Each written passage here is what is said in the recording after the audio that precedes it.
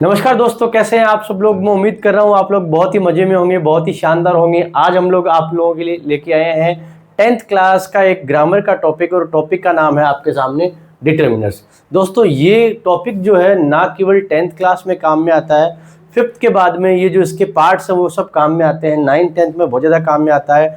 इसी के साथ में ये जो वीडियो है आपके लिए कॉम्पिटिटिव एग्जाम्स के लिए भी बहुत इंपॉर्टेंट हो सकता है, क्योंकि इसमें कुछ ऐसे कॉन्सेप्ट हैं जो आपके एग्जाम में आते हैं। तो चलो करते हैं इस शानदार वीडियो की शुरुआत। सबसे पहले मैं आपको बताना चाहूंगा कि डिटर्मिनर जो आपके सामने एक वर्ड लिखा गया है वो क्या होता है, उसकी डेफिनेशन को जानना जरूरी है। उसके बाद में उसके यूसेज किस प्रकार से है, एग्जाम में क्वेश्चंस किस प्रकार के आएंगे, वो सारे हम लोग करने वाले हैं। ये जो वीडियो है इस जो टॉपिक को पूरा करने के लिए इसके हम 2 से 3 पार्ट करेंगे, ताकि आसानी से हम सब चीज़ों को कवर कर पाएँ, एक साथ में सारा गड़बड़ झाला ना हो। तो चलो करते हैं आज इस वीडियो की शुरुआत दोस्तों।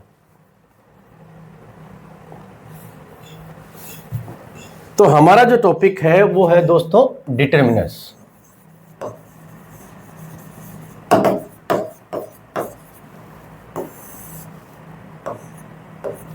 अब आप मेरे को पूछना चाह रहे हैं कि सर आपने जो टॉपिक लिखा है डिटर्मिनर्स, उसका मतलब क्या होता है। दोस्तों जैसे पुराने जमाने के अंदर जब भी कोई राजा महाराजा दरबार के अंदर आया करते थे, तो जो दरबान होते थे वो बोलते थे राजाओं के राजा महाराजाओं के महाराजा पधार रहे हैं। ठीक बात है, वो ऐसा बोला करते थे। उसी प्रकार से हमारा जो ये डिटर्मिनर वर्ड जो है वो भी क्या करता है, एक तरह का अनाउंसमेंट करता है। ये क्या करता है, अनाउंस करता है। और ये क्या अनाउंस करता है, ये अनाउंस करता है कि कोई आने वाला है, और वो कोई कौन आने वाला है, वो आने वाला है प्यारे दोस्तों नाउन आने वाला है। कौन आने वाला है, नाउन आने वाला है। तो इसका मतलब डिटर्मिनर्स का मतलब एक ऐसा वर्ड है जो नाउन के आने की सूचना हमें देता है। जब भी वर्ड हमारे यहाँ पे बहुत सारे एक साथ में दिए हुए हैं जिनको मिला के हम सेंटेंस बनाते हैं, तो उस सेंटेंस में जब भी नाउन आ रहा है और नाउन से पहले कोई वर्ड आ रहा है, तो बहुत अधिक संभावना ये बनती है कि वो क्या हो सकता है, डिटर्मिनर हो सकता है। या फिर ऐसा भी आप लोग कह सकते हैं कि डिटर्मिनर जो आता है उसके बाद में नाउन का आना बहुत जरूरी है। चलो मैं एक एग्जांपल से आपको समझाता हूं। मैंने बोला ए बुक, बुक से पहले ये आ गया है, ये हमारा क्या है, डिटर्मिनर। उसी प्रकार से मैंने बोला द बुक, बुक से पहले ये जो आया है ये डिटर्मिनर। या मैंने बोला सम बुक्स, या मैंने बोला एनी बुक, या मैंने बोला फ्यू बुक्स। अब ये नाउन से पहले जितने भी वर्ड आ रहे हैं, ठीक बात है, ये कह रहे हैं कि हमारे बाद में नाउन आएगा, तो ये सारे क्या हो गए हैं, डिटर्मिनर्स। ये सारे क्या हो गए, डिटर्मिनर्स। तो मैं फिर से रिपीट कर रहा हूं कि डिटर्मिनर्स वो वर्ड हैं जो अनाउंस करते हैं कि हमारे बाद में नाउन आने वाला है। अब सर डिटर्मिनर्स कितने प्रकार के होते हैं, उनके बारे में थोड़ा बता दीजिए। चलो उनके बारे में हम लोग बात करते हैं। हमारे जो डिटर्मिनर्स हैं वो मैं आपको बता दूं कितने प्रकार के होते हैं। वो होते हैं हमारे यहाँ पे बहुत सारे प्रकार के हैं, लगभग यहाँ 7 प्रकार के। अलग अलग प्रकार की बुक्स में इनको 5 कैटेगरीज में, 6 कैटेगरीज में, 7 कैटेगरीज में, 8 कैटेगरीज में भी बांटा जाता है। कई बार कुछ कैटेगरीज को मिला दिया जाता है। तो वो कौन कौन से हैं उनका एक बार जान लेते हैं, इंट्रोडक्शन। उसके बाद में एक एक पार्ट को हम लोग ढंग से पढ़ेंगे। पहला पार्ट है आर्टिकल्स, जो बहुत बार आप लोग 5th क्लास से पढ़ते आ रहे हैं, जिसमें ए एन दे आता है हमारा। दूसरा पार्ट है हमारा डेमोन्स्ट्रेटिव, जिसमें आता है दिस दैट दीज दोज, इनके बारे में बहुत सारी चीजें आप लोग जानते हैं। तीसरा हमारा पार्ट है पजेसिव, जिसमें आ गया है माई, योर, हिज, हर, और। पजेशन मतलब मालिक होना किसी चीज का, अधिकार बताना, किसी चीज से रिश्ता बताना। उसके अगला पार्ट है क्वांटिफायर्स। इस टॉपिक का जो सबसे इंपॉर्टेंट पार्ट है वो यहीं पे है, क्योंकि ये कंपटीशन एग्जाम में, आपके बोर्ड एग्जाम में और भी बहुत सारी जगह आपसे इसी बारे में पूछा जा सकता है। इसमें इंपॉर्टेंट वर्ड कौन कौन से हैं, some, any, much, many, several, few, little, ये सारे हैं। इनको डिटेल में हम लोग एक वीडियो में पढ़ेंगे। उसके बाद में आपके नंबर्स, नंबर्स में आ गया 1 2 3, first second third fourth, many more, बहुत सारे इस तरह के होते हैं।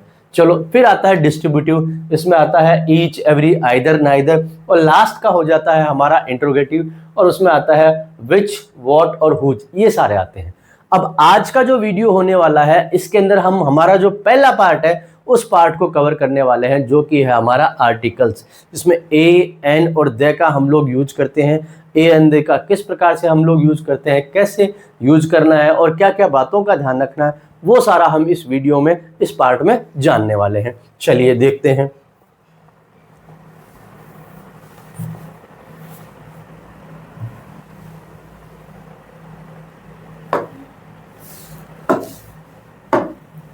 तो डिटर्मिनर्स का जो हमारा पहला पार्ट है वो पार्ट हम लोग पढ़ने वाले हैं, और पहला हमारा जो पार्ट है वो क्या है, आर्टिकल्स। चलो सर बता दो आप आर्टिकल्स के बारे में क्या बताने वाले हो। हालांकि हम लोग शुरू से बहुत ज़्यादा आर्टिकल्स के बारे में पढ़ते हुए आए हैं। आर्टिकल होते हैं हमारे ए एन और द। अब डेफिनेट आर्टिकल ये निश्चित वाला होता है, ये अनिश्चित वाला होता है, ये तो हमने बहुत पढ़ लिया, आपने सबने पढ़ लिया होगा। और ए एन द का जो यूसेज है उनकी बात करेंगे तो सबसे पहले ए और एन की बात करेंगे। चलो सर ए और एन के बारे में बताओ। ए और एन के बारे में जब भी बात करते हैं तो बच्चे शुरू से ये बात करते आए हैं कि सर जहाँ जहाँ पे भी वोवल्स आएंगे, कौन से वोवल्स आएंगे, ए ई आई ओ और यू, वहाँ पे आपको लगाना है एन। और जहाँ जहाँ आएंगे कॉन्सोनेंट, क्या आएंगे वहाँ पे, कॉन्सोनेंट। जहाँ जहाँ आएंगे कॉन्सोनेंट, कॉन्सोनेंट कौन से हैं, ए ई आई ओ यू को छोड़ के बाकी है, वहाँ पे लगाना है ए। ये हमने पढ़ा हुआ है। तो सर एन और ए यहाँ पे ये बता दिया, वोवल आए तो एन लगाना है, कॉन्सोनेंट आए तो क्या लगाना है, ए लगाना है, ये आपने बता दिया। चलो एग्जाम्पल से देखते हैं कि ये मामला बैठ रहा है या नहीं बैठ रहा। मैंने आपके सामने एक एग्जाम्पल लिखा, बुक। बुक से पहले क्या आएगा, देखो ए ई आई ओ यू नहीं है तो यहाँ पे आ जाएगा ए। ठीक बात है सर, सही बैठ रहा है मामला, इसका मतलब हमने तो बहुत सही पढ़ाई की है। ठीक है भैया, आगे चल के देखते हैं। अभी एलिफेंट ई आ रहा है, ए ई आई ओ यू एन आ गया सर। ठीक है, यहाँ तक मामला बिल्कुल सही बैठ रहा है। अब एक वर्ड और लिख के देखते हैं। ये मैंने लिखा है आपके सामने यूनिवर्सिटी। अब जब मैंने आपके सामने यूनिवर्सिटी लिखा है तो यूनिवर्सिटी से पहले क्या है, ए ई आई ओ यू इसमें से आ रहा है तो क्या लगना चाहिए, यहाँ पे एन लगना चाहिए। लेकिन यहाँ पे एन नहीं लगेगा, यहाँ पे एन नहीं लगेगा। यहाँ पे एन क्यों नहीं लगेगा, क्यों एन नहीं लगेगा, क्योंकि यहाँ पे यू तो आ रहा है, लेकिन ये जो यू है इसके पहले एन के बजाय हमें क्या लगाना पड़ेगा, ए लगाना पड़ेगा। सर ए क्यों लगाना पड़ेगा, चलो ए क्यों लगाना पड़ेगा उसको देखते हैं। यहाँ पे जो यू जो बोला जा रहा है उसकी साउंड जो है उसको हमें देखना पड़ता है। सर साउंड वाली बात तो हमको बतानी थी। अब सुन लो भाई, हिंदुस्तान की अगर बात करें, इंडिया की अगर हम लोग बात करें तो इंडिया में आर्टिकल ए और एन को सीखने के लिए जो बेस्ट फॉर्मूला है, वो बेस्ट फॉर्मूला क्या है, हमको वोवल और कॉन्सोनेंट्स की देखने। सर वही तो हम बता रहे थे, अरे वो तुम बता रहे थे लेकिन मैं कुछ अलग बात बता रहा हूँ। वोवल और कॉन्सोनेंट्स कौन से देखने हैं आपको देखने हैं हिंदी वाले। सर अब हिंदी पढ़ा रहे हो कि इंग्लिश पढ़ा रहे हो, ये तो बताओ पहले। अरे पढ़ा तो रहा हूं मैं तुम्हारे को इंग्लिश ही। अब इंग्लिश में आपको क्या करना है, ये वोवल वाले कौन से देखने हैं, ये आपको ए आ ई उ ए ओ ओ, जब जब ये साउंड आएगी, जब जब ये साउंड आएगी तब आपको क्या लगाना है, एन लगाना है। और जब जब ये साउंड नहीं आएगी तब आप क्या लगाएंगे, ए लगाएंगे। सर दोबारा बता दो एक बार, ये बात इंपॉर्टेंट लग रही है, इसको रिपीट कर दो। चलो मैं रिपीट कर रहा हूं फिर से। मैं ये कह रहा हूं कि हमको जो यहाँ पे वोवल और कॉन्सोनेंट देखने हैं वो कौन से देखने हैं, वो हिंदी वाले देखने हैं, इंग्लिश वाले नहीं देखने हैं। ठीक है, कंफ्यूजन नहीं होने दूंगा, चिंता मत करो। हिंदी वाले कौन से, ए आ ई ए उ ओ ओ, ये जो वर्ड्स आएंगे, ये जो साउंड जब आ जाएगी, ये जब साउंड आएगी तब हमको क्या लगाना है, तब हमको एन लगाना है। और ये साउंड नहीं आए तो क्या लगाना है, ए लगाना है। चलो देखो यूनिवर्सिटी, यहाँ पे कैसी आवाज आ रही है, ये की आ रही है। ठीक है, मैंने बोला यूनिट तो यहाँ पे भी कैसी आवाज आ रही है, ये की, तो यहाँ पे भी क्या लग जाएगा, ए लग जाएगा। बात समझ में आ रही है। सर इससे कुछ अलग मामला भी होता है क्या, हाँ होता है अलग मामला। कुछ ऐसे वर्ड्स होते हैं एच ई आई आर, अब इसमें क्या होता है, एच साइलेंट होता है। ठीक बात है, इसके भी अगर प्रोनाउंसिएशन को आप देखोगे तो आराम से समझ पाओगे। इसमें एच साइलेंट है तो एक ही साउंड है, एक ही साउंड है तो क्या लगाना है, एन लगाना है। उसी प्रकार से ऑनेस्ट पर्सन, ऑनेस्ट पर्सन मैंने लिखा, जब मैंने ऑनेस्ट पर्सन यहाँ पे लिखा है तो एच तो साइलेंट है, ओ की साउंड आएगी तो यहाँ पे भी क्या लगाना है, एन लगाना है। ठीक बात है। इसी प्रकार से मैंने लिखा ऑनरेबल, HONOURABLE। ये कुछ ऐसे वर्ड्स हैं जिनमें एच साइलेंट है, ओ की आवाज आ रही है, तो वहां पे भी क्या लगाना है, एन लगाना है। ये भी समझ गए आप लोग, बहुत आसानी से इन बातों को आप समझ रहे हैं। ठीक बात है। एक छोटा सा एग्जांपल आपके सामने लिखता हूं, one eyed man. One eyed man लिखा, तो अब इसको देखना है क्या ये क्या बोल रहा है। वे की साउंड आ रही है, ए आई की, इसकी साउंड नहीं आ रही है, तो यहां पे ए आएगा। हालांकि ये क्या है, हमारा वोवल है, ये वोवल है, लेकिन इसकी जो आवाज आ रही है वो कॉन्सोनेंट वाली आ रही है। ठीक बात है, ए आई वाली आवाज नहीं आ रही है, तो यहाँ पे क्या लगाना पड़ेगा हमारे को, यहाँ पे लगाना पड़ेगा ए। सर अब कुछ अलग अलग प्रकार के यूनिक जैसे वर्ड हमको बताओ जो एग्जाम से हमारे को पूछे जा सकते हैं। चलो उन वर्ड्स के भी हम लोग देख लेते हैं। चलो भैया ऐसे कोई वर्ड बताते हैं, नए वाले, यूनिक वाले, अच्छे वाले, मजे वाले, जो अच्छे अच्छे कॉम्पिटिटिव एग्जाम में पूछे जाते हैं। आपके सामने एक वर्ड लिखा हुआ है YEAR, ठीक बात है। अब दूसरा वर्ड लिखा है EAR, अब ये भी लिखा हुआ है। ये दो वर्ड आपके सामने हैं, अब इसमें क्या आएगा, ठीक बात है। हम हमेशा से सुनते आए हैं EAR, ईयर, ईयर है, आ जाएगा एन, सर कोई दिक्कत नहीं है। YEAR, इसमें भी happy new year, happy new year हम लोग बोलते हैं, इसमें भी क्या आ जाएगा एन। अरे यही तो गड़बड़ हो गई है यहाँ पे। ये सवाल कंपटीशन एग्जाम में और बोर्ड एग्जाम में पूछा जाता है।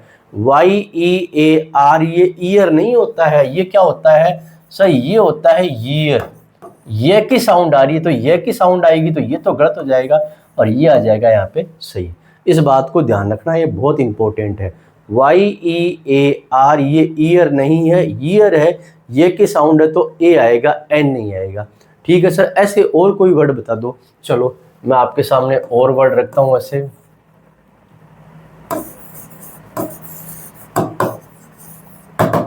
यूलोजिस्ट, यू की साउंड आ रही है। यूलोजिस्ट का मतलब है एक ऐसा व्यक्ति जो आपके बारे में अच्छी अच्छी बात करता, आपकी प्रशंसा करता। यू की साउंड आ रही है, यू की साउंड आएगी तो क्या आएगा यहाँ पे ए। एक वर्ड आपके सामने लिख रहा हूं EWE। अब सर क्या लिख दिया है, प्रोनाउंसिएशन पता ही नहीं।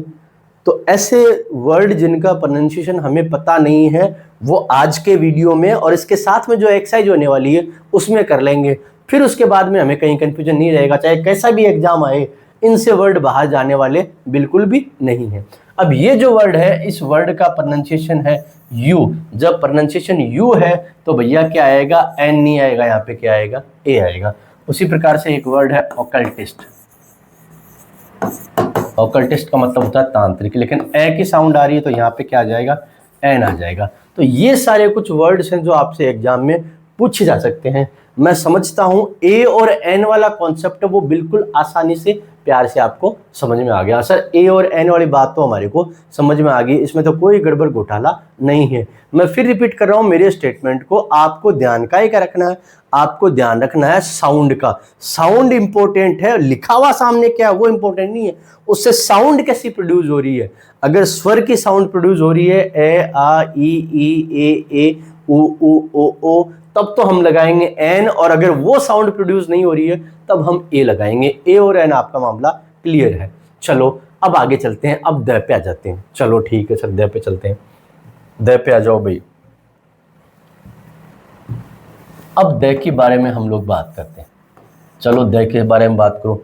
अब द के नॉर्मल यूसेज है वो तो हम लोग अक्सर पढ़ते रहते हैं। द के जो स्पेसिफिक यूसेज हैं, जो यूज हैं, उनके बारे में मैं बात करता हूं शुरुआत से। ठीक बात है, जो अक्सर एग्जाम में हमें बार बार देखने को मिलते हैं, उनके बारे में हम लोग बात करते हैं। पहला क्या है हमारा, रिपीटेशन। सर काय का रिपीटेशन करवा रहे हो? रिपीटेशन होता है यहाँ पे किसी भी नाउन का। कोई भी नाउन को जब हम रिपीट करते हैं तो क्या होगा, तो हमें द लगाना पड़ेगा। मैंने एग्जाम्पल से समझा देता हूं उसको। चलो एग्जाम्पल है, देयर वॉज ए किंग। एक किंग था भाई, ठीक है, किंग पहली पहली बार आया तो यहाँ पे ए आ गया। अब उसी को दोबारा रिपीट कर रहा हूं तो क्या आ जाएगा, the king was very kind, वो बहुत दयालु था। अब किंग दोबारा आया तो मैंने क्या लगा दिया, यहाँ पे द लगा दिया। ठीक बात है सर, ये बात तो हमारे को समझ में आ गई है, पहले पढ़ा भी है, अब हमने रूल भी इसका देख लिया है। चलो अगले रूल पे आ जाओ, अगले रूल पे आ गए। अगले रूल में है सुपरलेटिव डिग्री। जब भी हमारे सामने सुपरलेटिव डिग्री आएगी, क्या आएगी? सुपरलेटिव डिग्री, तो भी हमें क्या लगाना है? तो भी हमें क्या लगाना होगा? हमारे को द लगाना होगा। चलो सर सुपरलेटिव डिग्री में द लगा देंगे। ये सुपरलेटिव डिग्री क्या होती है भैया? देखो जितनी भी क्वालिटीज होती हैं उनको 3 डिग्रीज में बांटा जाता है। पहली कौन सी होती है? पहली होती है पॉजिटिव। किसी भी नाउन के बारे में, व्यक्ति वस्तु के बारे में अच्छा या बुरा कहा जाता है, एक के बारे में, वो पॉजिटिव है। उसकी दूसरी कौन सी होती है? दूसरी होती है कंपेरेटिव। जब दो के बीच में तुलना की जाती है, ये अच्छा है ये बुरा है, ठीक बात है। अब तीसरी कौन सी होती है? उसके बाद में जो तीसरी आती है वो आती है हमारी सुपरलेटिव डिग्री। इस बात को आपको ध्यान रखना। सर एग्जाम्पल से और समझा दो। एग्जाम्पल, मैंने बोला she is the best student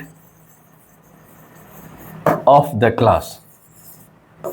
वो जो है क्लास की सबसे बेस्ट स्टूडेंट है।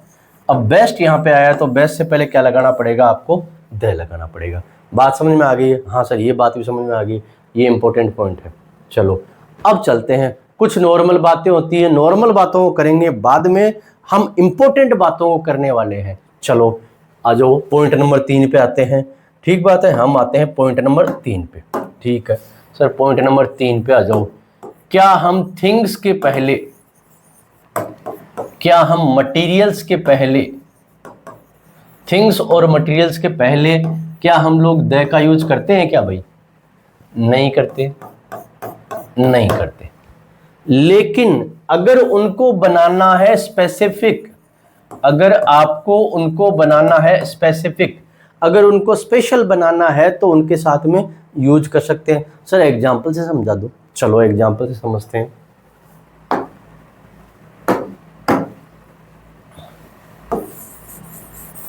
Gold is precious. ये हमारा क्या है? मैंने बोला है gold is a precious metal. Gold एक प्रीशियस मेटल है।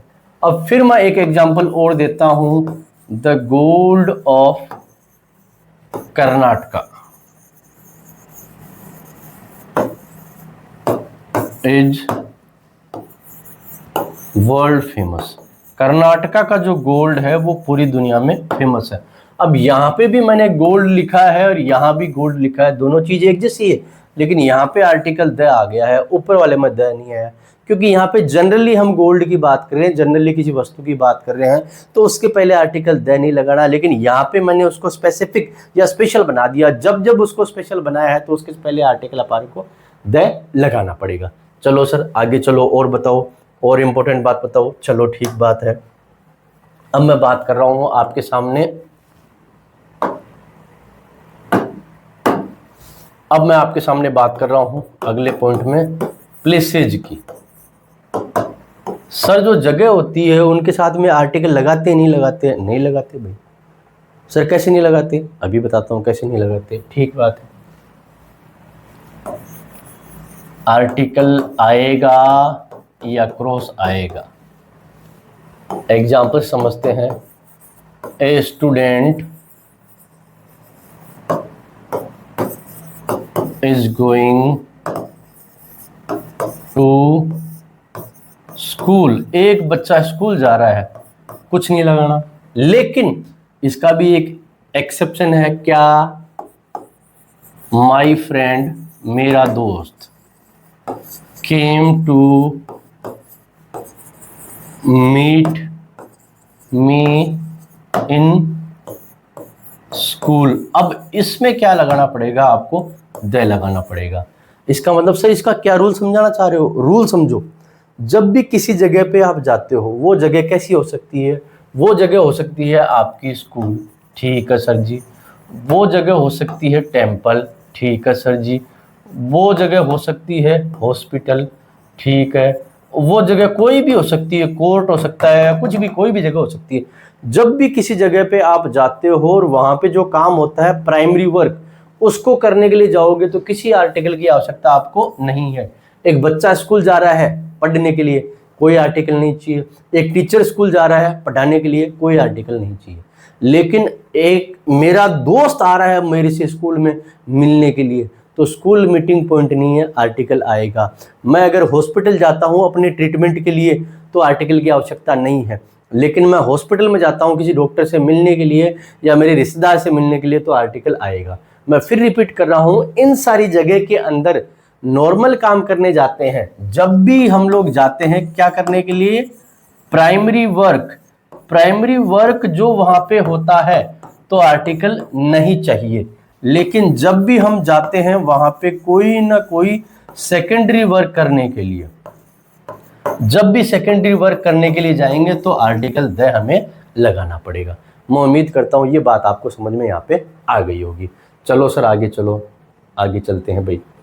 अब सबसे इंपॉर्टेंट बात, ठीक बात है, पॉइंट नंबर कौन सा है, पॉइंट नंबर 5 है, जो भी है चलो कोई दिक्कत नहीं। क्या किसी पर्सन के साथ, क्या किसी प्रॉपर नाउन के साथ, देखो ये बहुत ही शानदार वाली बातें मैं आपके साथ में शेयर कर रहा हूं। नॉर्मल वाली बातें वो बाद में करेंगे, नदी नाले पहाड़ वहाड़ ये सब वो तो बहुत आसान है, वो तो शुरू से बचपन से पढ़ते हुए आ रहे हो। यही वो कॉन्सेप्ट है जो आपसे एग्जाम में पूछे जाते हैं और इनको जानना पहले जरूरी है। क्या किसी प्रॉपर नाउन के साथ में सर आर्टिकल लगा सकते हैं क्या? द नहीं लगा सकते। आपका नाम, मेरा नाम द लगाते हो क्या कभी भी? स्कूल में कॉपी पे अपना नाम लिखते हो, किताब पे the Ram, the Shyam, the Suresh, the Mahesh लगाते हो क्या? नहीं लगाते। तो सर अब देखो लग तो सकता है, कैसे लग सकता है उसको समझो। मैंने बोला एग्जाम्पल से देखो, he is the Virat Kohli of my team. वो मेरी टीम का क्या है भैया? विराट कोहली। विराट कोहली क्या है? अपने प्रॉपर नाउन। लेकिन इस प्रॉपर नाउन को, ये जो प्रॉपर नाउन है, इस प्रॉपर नाउन को मैं अब क्या बना रहा हूं, इस प्रॉपर नाउन को मैंने बना दिया है कॉमन नाउन। जब प्रॉपर नाउन को बना दिया कॉमन नाउन, तब क्या बन जाएगा? तब ये बन जाएगा हमारा कॉमन नाउन। तब इसके साथ में क्या लग जाएगा? हम आर्टिकल द लगा देंगे। उसी प्रकार से मैं बोलूं, हमारी लिटरेचर की बात करूं तो इंडिया में एक बहुत बड़े राइटर है मुंशी प्रेमचंद। उनकी तुलना की जाती है दुनिया के बहुत बड़े राइटर विलियम शेक्सपियर। कहा जाता है कि मुंशी प्रेमचंद है वो इंडिया के शेक्सपियर है।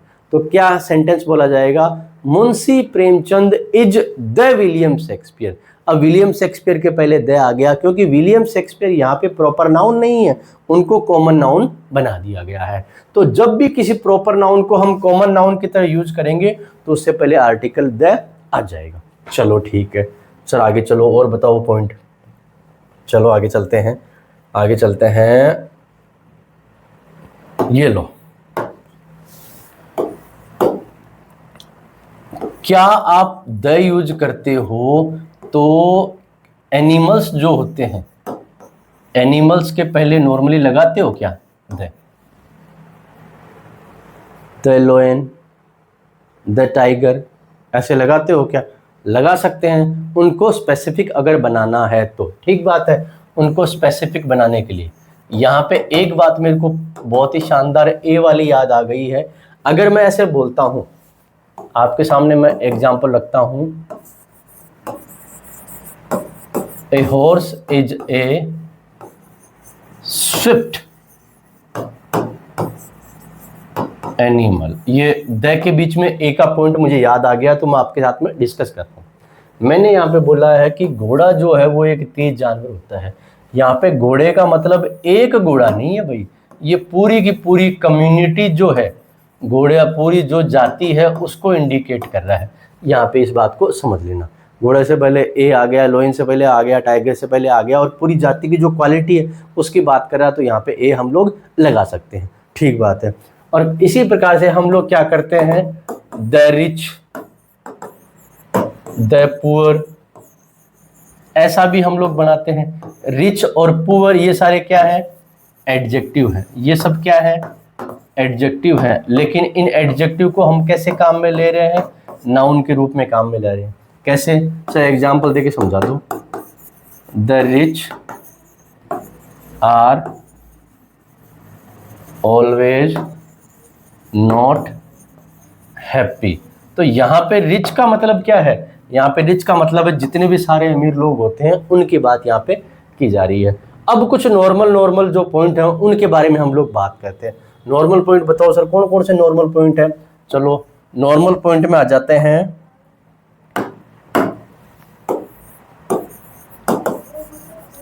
Unique things of the world,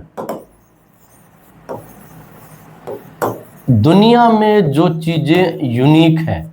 sir क्या क्या है ऐसा यूनिक, बता दो एग्जांपल से। द सन, उसी प्रकार से द मून, द अर्थ, ये यूनिक है। चलो सर ठीक है, बात समझ में आ गई, ये हो गया। अब आ जाओ आगे, आगे आ जाएगा बिग, ये नॉर्मल वाले जो बचपन से पढ़ते आ रहे हो। आ जाओ द पढ़ो भाई, द पढ़ो, हमेशा टीचर ने ये पढ़ाया है आपको, उनको भी पढ़ते चलो। बिग वाटर रिसोर्सेज, पानी के बड़े स्रोत, पानी के बड़े स्रोत कौन कौन से हैं। द इंडियन ओशियन, जितने भी ओशन हैं उनके आगे लगाना है, इंडियन ओशन आ गया है। चलो सी भी है वो तो भी उसमें आ जाएगा। द अरेबियन सी, अरेबियन सी, ठीक है। और ये तो बचपन से पढ़ते ही आ रहे हो, गंगा नदी, द गंगा, ठीक है। पानी के जितने बड़े बड़े स्रोत हैं उनके पहले द लगाना है, ठीक बात है। चलो सर ये बात समझ में आ गई। अब यहाँ पे एक बहुत ही प्यारा, बहुत ही इंपॉर्टेंट पॉइंट आपको समझाने वाला हूँ। माउंटेन, ये क्वेश्चन एग्जाम में अक्सर पूछा जाता है।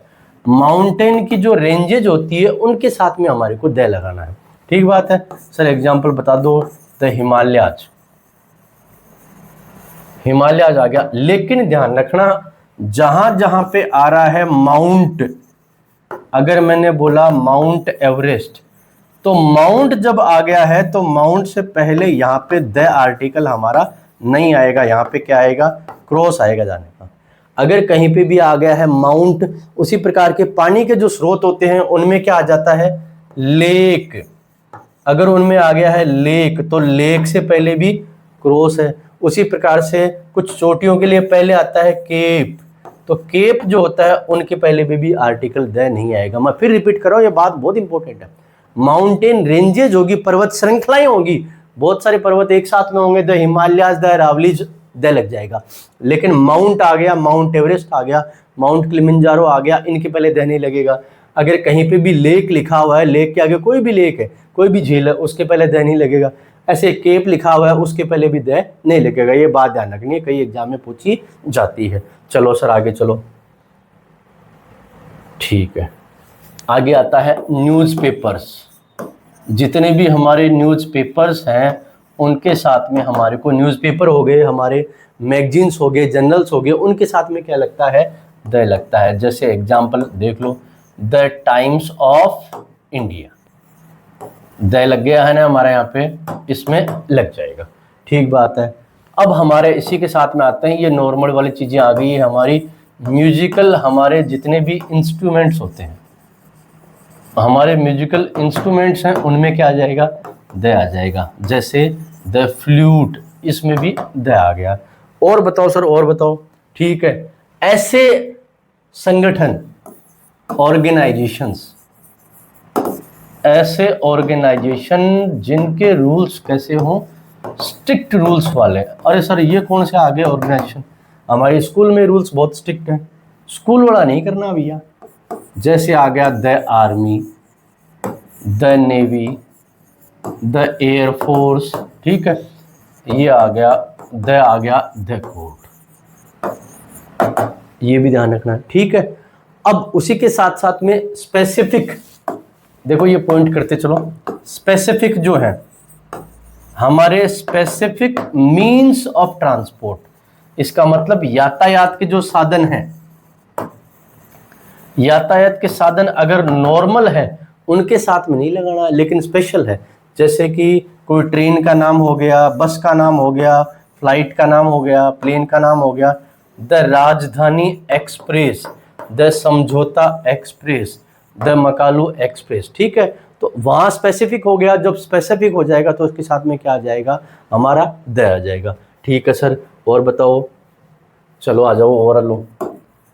हमारे हिस्टोरिकल जो मॉन्यूमेंट्स हैं, हिस्टोरिकल जो हमारी बिल्डिंग्स हैं उनके साथ में भी क्या आएगा, उनके साथ में भी हमारा द आ जाएगा। जैसे सर द ताजमहल आ गया द। इसी प्रकार से हमारी हिस्टोरिकल जो बुक्स हैं, हमारी जो हिस्टोरिकल बुक्स हैं उनके साथ में भी क्या आएगा, द आएगा। हिस्टोरिकल बुक्स हो गई, और इसी के साथ साथ में रिलीजियस बुक्स हैं उनमें भी क्या आ जाएगा, द आ जाएगा। The Gita, the Bible, the Ramayana, यहाँ पे भी क्या आ गया, द आ गया। ये नॉर्मल यूसेज है जो 5th क्लास से आप लोग पढ़ते हो। नदी, नाले, पहाड़, पर्वत, इन सब के पहले द आता है।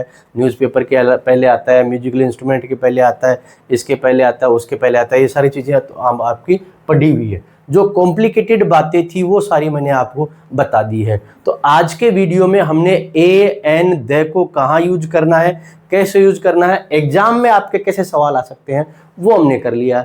अगला जो हमारा वीडियो आएगा उसके अंदर इससे जुड़े हुए कुछ सवाल भी करेंगे, और साथ ही साथ इसके जो बचे हुए पार्ट्स हैं उनको करेंगे। ये जो वीडियो है लंबा हो रहा है, इसलिए इस पार्ट को हम 2 से 3 में रखेंगे। ये डिटरमिनर वाला जो पूरा पार्ट है उसको लगभग 3 या 4 पार्ट में हम लोग खत्म कर लेंगे, ताकि आप लोग आसानी से इसको समझ पाओ। अगर इससे जुड़ा हुआ आपको कोई भी कंफ्यूजन है, कोई प्रॉब्लम है, कोई डाउट है, तो कमेंट सेक्शन में आप बता सकते हैं, हमसे ये चीज़ें पूछ सकते हैं। मैं उम्मीद कर रहा हूँ कि अगर ये वीडियो आपको अच्छा लगा है तो आप अपने दोस्तों के साथ में शेयर करेंगे। Thank you so much.